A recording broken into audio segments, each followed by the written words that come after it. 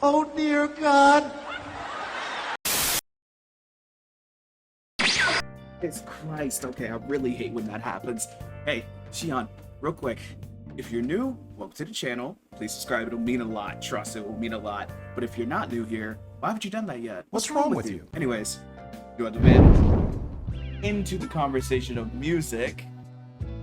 Apparently, there's a mysterious figure who has written, ghostwritten, produced something or whatever the fuck, right? But apparently he's behind a lot of the hit songs that we know today.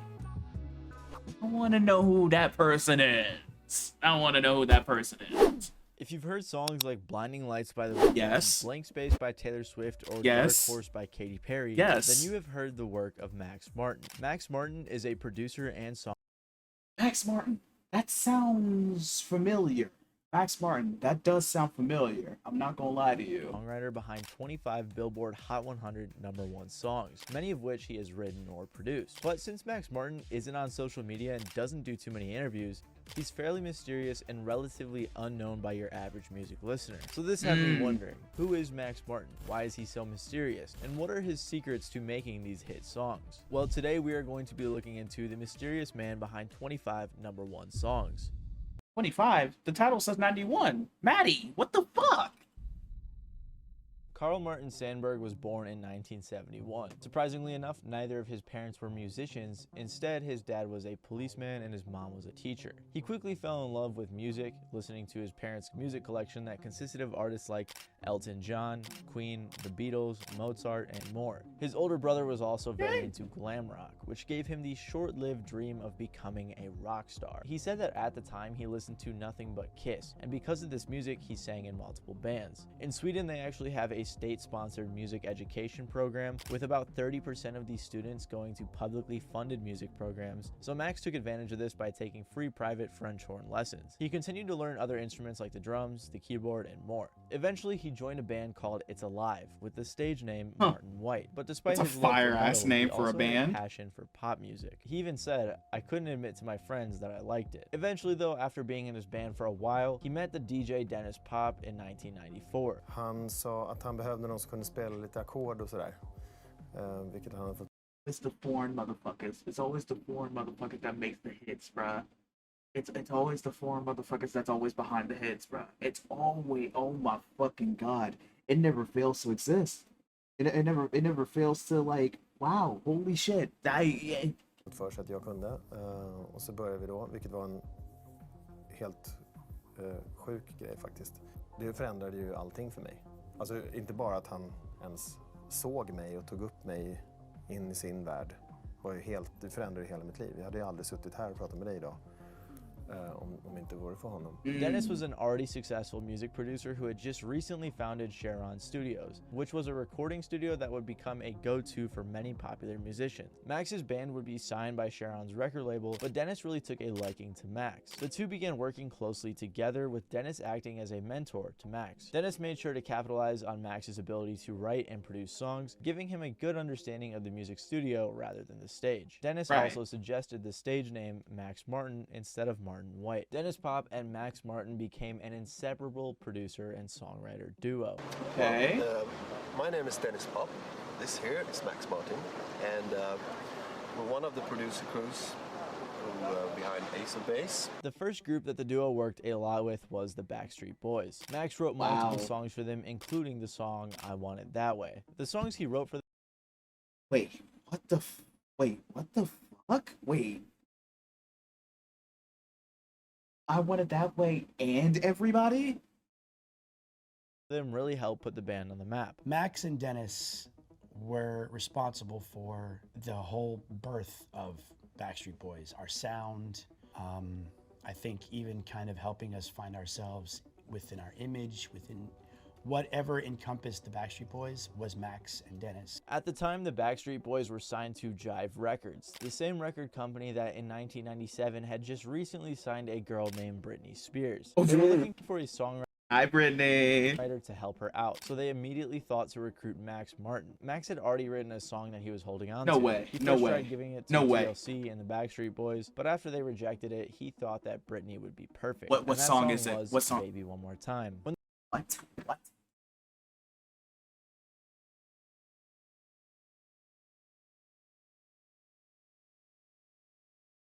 Yo, not only this nigga, not only is he a fucking god, fucking demon. He's a demon. Oh my god, he's a. When the song was released in 1998, it became Max Martin's first #1 hit song, and to this day, it is one of the best-selling singles of all time. Of all Working with time. Dennis Pop, Max learned one of the first secrets to making a hit song. He learned that a song had to be recognizable in the first few seconds, meaning it had to be unique or catchy enough to the point that you would know the song right away. Hey, guess what? How does it start? Oh, baby, baby. Like, nigga, you automatically know what that is. Oh, one more time. Oh, one more time by Britney Spears.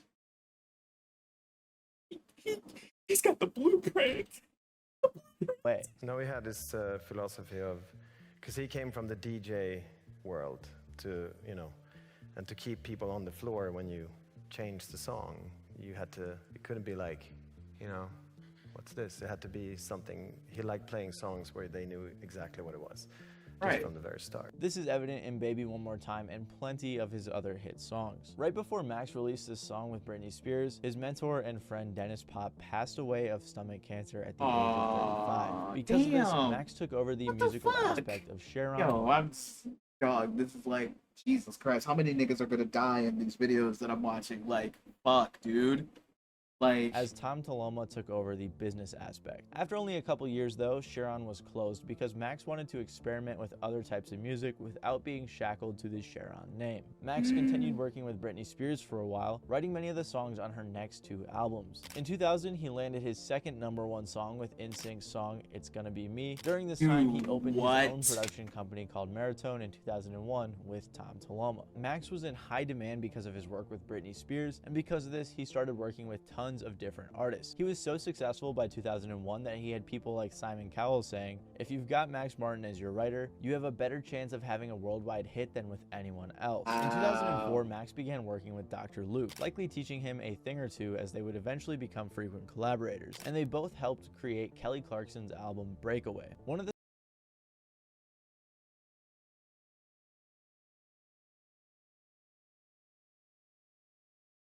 that album is an integral part of my fucking childhood, dog. Like, it's up there. Like, it's like in my personal like top 50 all time like album list. Kelly Clarkson Breakaway is literally in my top 10 all time. Literally, well, not top 10, top 50 all time, all time. This nigga.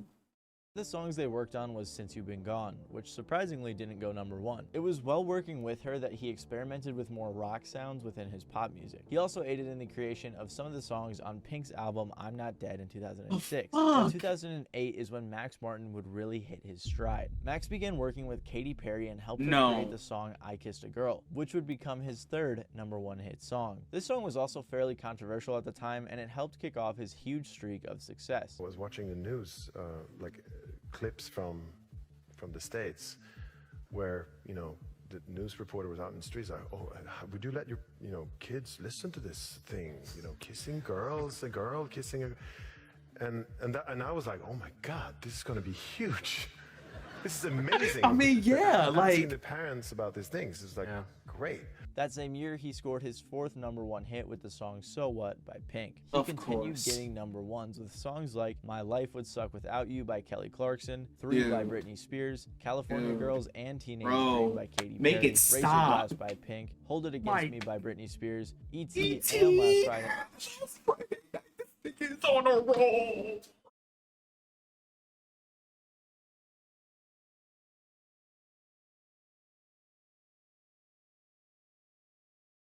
Nigga's on a roll, dude. This nigga's on a roll, dude.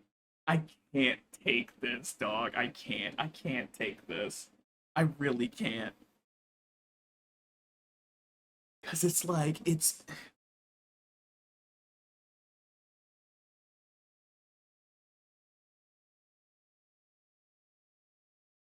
these are like all-time songs for me. These are like all-time songs for me. E.T. and Last Friday Night. Literally like all-time favorite songs for me. Like top 50. Friday Night by Katy Perry, and many more. It seemed like Max had really found his formula for making a hit song, with his second secret being the significance of the melody over the lyrics. Since he isn't a native English speaker, growing up he always felt more of a connection to the melody rather than the lyrics, since he can't always understand them. I think a lot of us growing up. And the thing is like when you really break it down, like MattyBallz, like focusing more on the melody than on the lyrics. A lot of the like the melodies are simple. They're basic as fuck. They're basic as fuck. Like Last Friday Night, dun, dun, dun, dun. Like dun, dun, dun, dun, dun. Like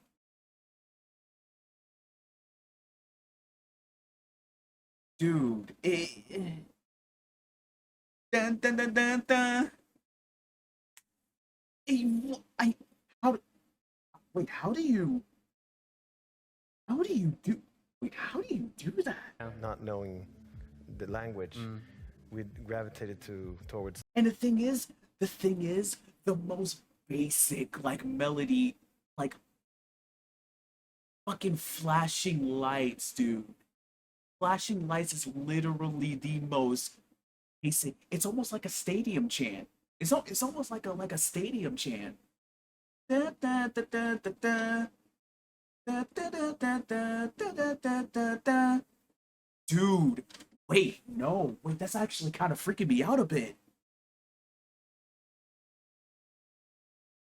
Wait, no, that's actually kind of freaking me out a bit.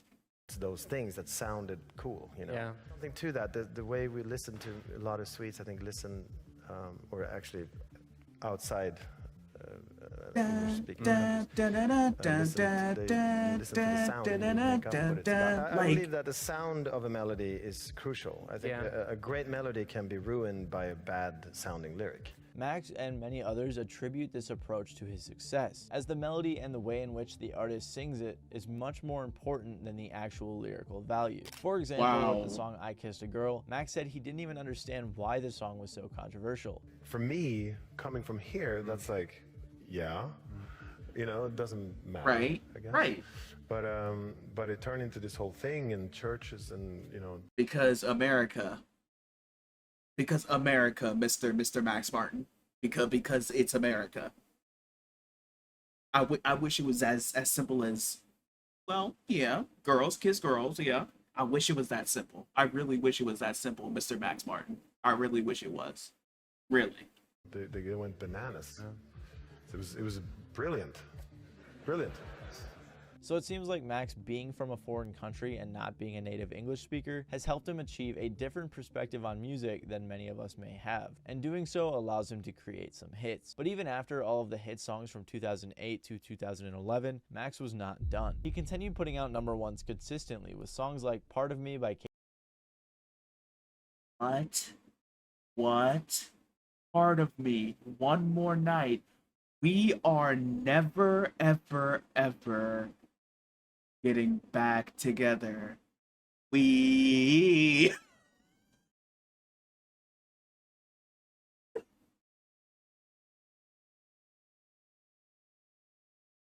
Fucking Roar, Dark Horse, another basic melody. Da da da da da da da da. Fucking Blank Space. Blank Space. Bad Blood. Bad fucking blood. I can't feel my face. Can't stop the feeling. Blinding lights. Perry, One More Night by Maroon 5. Save your tears. He did save your tears. He did save your tears. Oh my fucking god. Yo, this nigga's unstoppable. Forever Getting Back Together by Taylor Swift, Roar and Dark Horse by Katy Perry, Shake It Off, Blank Space, and Bad Blood by Taylor Swift, Can't Feel My Face by The Weeknd, Can't Stop the Feeling by Justin Timberlake, Blinding Lights by The Weeknd, Save Your Tears by The Weeknd, and My Universe by Coldplay. With all of these songs, that makes 25 #1 hits from Max Martin. I'm saying. Christ, oh, I hate when that happens. Yo, real quick, did you forget to like the video? I think you should like the video. Also, join the streams. Hello, you don't want to miss this shit live. Hello, tap in, tap in. And act like 2021. This ranks Max Martin as the 3rd songwriter with the most #1 singles. Paul McCartney and John Lennon both are tied. Literally both are tied. Well, not tied really, because Paul McCartney has more. But still, the fact that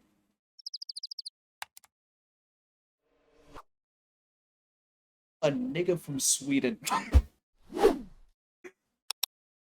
a nigga from Sweden, bro, a nigga from Sweden did this shit. Like, also, yo, shout out Mariah Carey. 18 songs by herself? 18 songs by herself?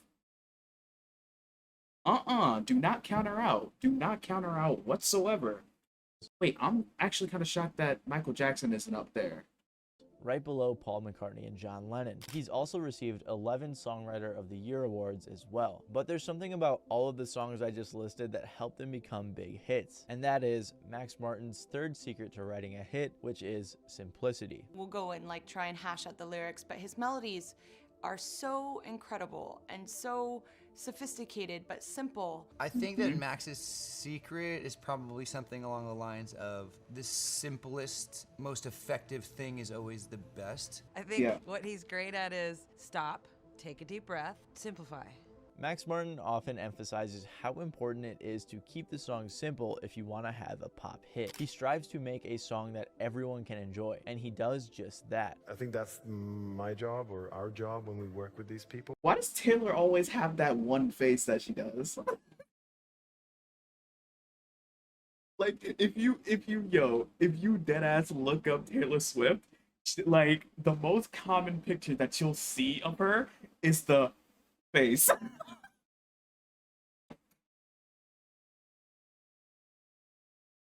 If you just simply look up Taylor Swift, most of the pictures that'll pop up is her doing the O face, like 90% of the pictures. Why is that her face? Is to kind of make them believe that that's enough. Don't worry about it. Everyone knows you're amazing. So that's the challenge, to really make them feel secure that it's okay to just sing and concentrate on, hopefully getting great lyrics and tell the story. It's enough. A YouTube channel called Learn Audio Engineering ran some numbers on Max's hits and discovered that musically speaking, in terms of chords and keys, his songs were all fairly simple. Max Martin's #1 Lost history and is Found impressive, for real. and that's what most people focus on. But honestly, I think his overall chart history is also astounding. I recommend checking out this video, and I'll link this in the description as well, because pretty much every popular song I've ever heard is on this list. I was watching it and I was blown away to see how many songs he had written at the time. But one thing we have not answered yet is why Max Martin is so mysterious. I managed to hide between 2 speakers in a basement for over 20 years. And then you did this. Thanks a lot. He rarely does interviews, hardly goes to music industry events, and he doesn't even use social media. And that's because Max Martin is scared of fame. Recently, he worked on a musical called & Juliet, and as the interview began, he said, "I'd rather not do this." And he further explained, "I've always been scared of fame. I've seen it up close, and I don't think it's healthy." And it makes a lot of sense for someone who's constantly around famous people and sees what they have to go through. Fellow Swedish artist E-Type says, I can't with his wait own to see demos, him make a Max Martin trap singing beat. himself, I'm those more would have sold likely 10 to see million or my more, dad. but he wasn't an What are you talking about? artist. He didn't want to be an artist. Max Martin is a songwriter and a producer who has mastered his craft, and he loves doing it. He doesn't care about the fame and the fortune, he just cares about making a good Purely product. for the Anyways, bit. thank you guys for watching. This is MattyBallz. I hope you guys enjoyed. I thought this guy was super interesting, and it's cool to see all the things he's done. WVid, and the way the Mr. music industry MattyBallz. works. Really WVid. interesting and fascinating to me. But yeah, I hope you guys enjoyed. Leave a like if you did down below. Other than that, this has been MattyBallz, and I'll see you guys next time. W fucking vid, Mr. MattyBallz. W fucking video. That's a like for me. That's a like for me. That's a like for me. For sure. For sure. For sure. Very informative. Now I know that there's a Swedish nigga bound to make a #1 hit with the most simplest melody. That, like, what?